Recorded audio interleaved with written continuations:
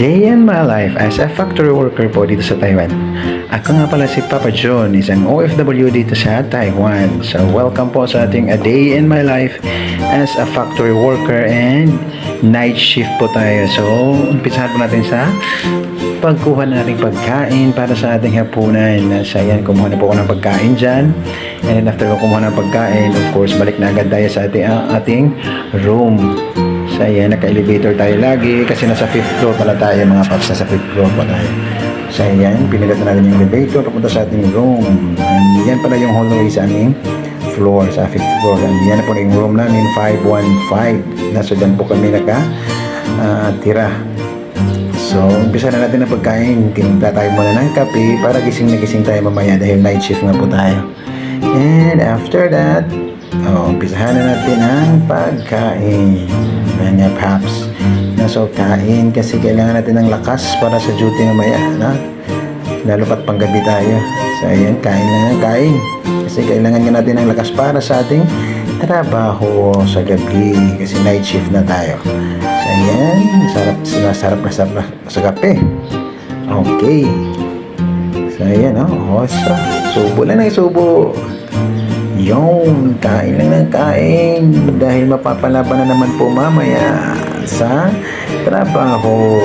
Okay, so pagkatapos natin dyan kumain mga paps, prepare na tayo para maligo. So yan po pala yung shower room namin. Dyan kami naliligo. Yan po yung shower room namin.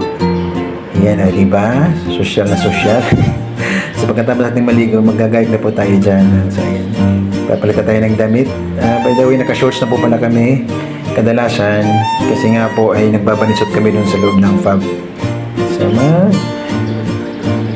susuot na tayo ng medyas natin kasi kailangan natin dyan sa loob ng fab. Ayan, so after natin may suot ang medyas, ayan, konting papogi naman, suklay kasi kailangan din natin maging presentable sa trabaho. And then after natin suklay dyan. Okay, of course, hindi may talaga pwedeng kalimutan yung pabango. Ayan, aficionado pala yung pabango natin. Char, aficionado, baka naman. And then, so ayan, lalabas na tayo ng room. And then, dito pala sa Taiwan, bawal ang burara. Kaya dalhin mo talaga yung basura mo dito. Pagkatapos mo yung pinagkainan mo, yan, dalhin mo yan. At saka ikaw mismo ang magtapon yan. So, pagkatapos natin itapon yung basura natin, so ayan na. Pupunta na tayo ng fab.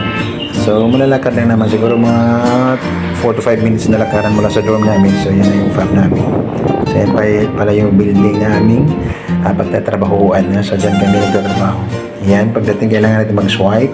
Kasi yun yung attendance natin. Yan yung locker. Yan yung gagamitin natin chinelas. Papunta sa fab. Yan, elevator ulit. Papunta sa 4th floor nga pala yung aming fab. So, ayan yung locker ko sa aming fab. And of course, very blessed tayo dahil mayroong naglagay ng tuyo.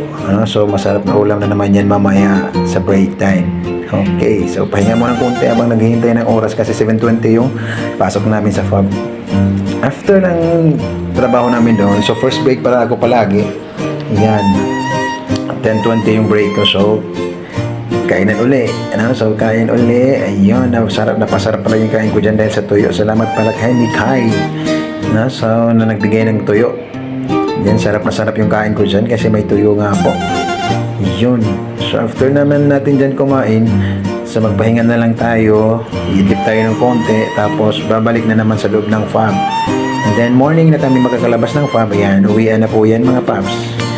At yan nga po pala ang buhay ka as a factory worker dito sa Taiwan mga pals. Thank you so much for watching.